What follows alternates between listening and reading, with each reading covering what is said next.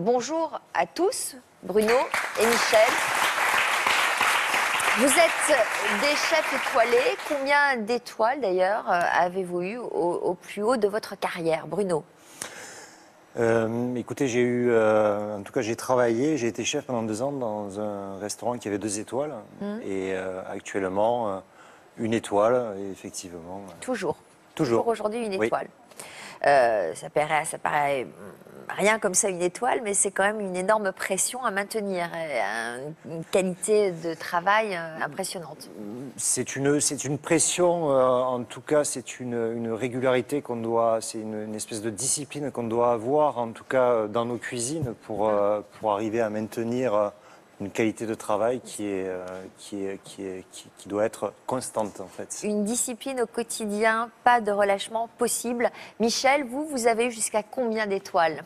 2 étoiles. 2 étoiles. 2 étoiles au guide Michelin. Et puis un titre quand même... Cuisinier de l'année par Goemio.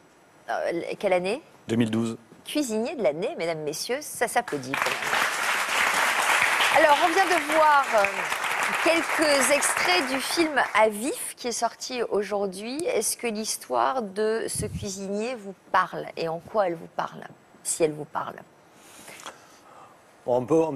On peut se retrouver un petit peu là-dedans d'une certaine façon parce qu'on a vu sur les images qu'on était vraiment dans une espèce de dynamique et de volonté, de pression, d'urgence.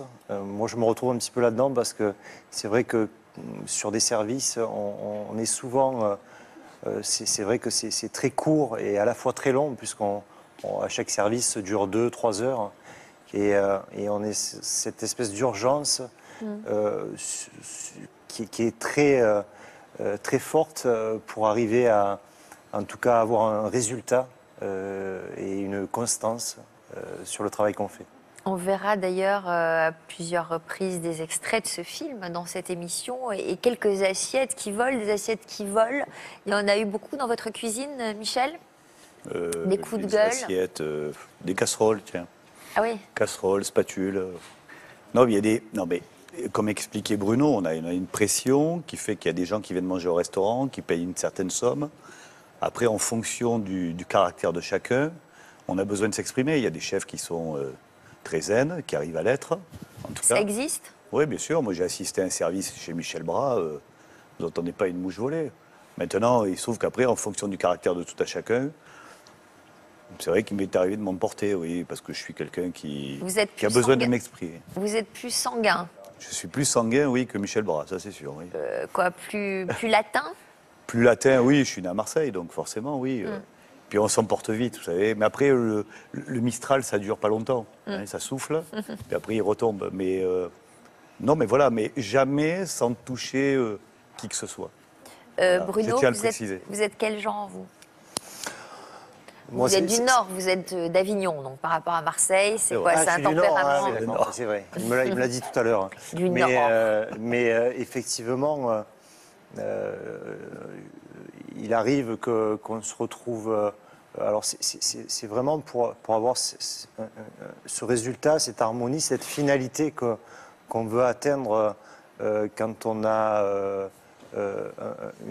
besoin de qualité et c'est vrai qu'il m'est arrivé effectivement d'avoir quelques éclats maîtrisés, j'allais dire, pas forcément contre quelqu'un de la brigade, mais plutôt contre voilà, un besoin de libérer un peu cette pression. Pourtant, vous avez l'air très calme, parlez calmement, lentement. Disons que je suis peut-être un petit peu plus mature qu'il y a quelques années, donc effectivement. Donc vous êtes calme. On arrive et puis je pense avoir aussi maintenant évolué dans ma façon de penser la cuisine. Donc voilà. Mais effectivement, il peut arriver des petites pointes comme ça d'adrénaline où on a besoin de lâcher un petit peu les fauves. Alors, qu'est-ce qui vous a poussé à devenir cuisinier, vous, Bruno? Moi, j'étais un petit peu élevé dans ce milieu-là. En tout cas, j'avais une grand-mère italienne qui était poissonnière sur la Criée à Marseille. Donc, très naturellement, j'ai été élevé dans ce milieu-là, j'allais dire très jeune, je mangeais plutôt des tartines de langue d'oursin au goûter que des tartines de pâte à tartiner. Mais, Elle avait toujours un fond de sauce à la tomate qui fristouillait voilà, c'est un sur peu le bord de ça. sa cuisinière. Et puis voilà, ce rapport qu'on avait de repas de famille où effectivement, très, très jeune, j'aimais me rapprocher des fourneaux et j'en ai de très bons souvenirs.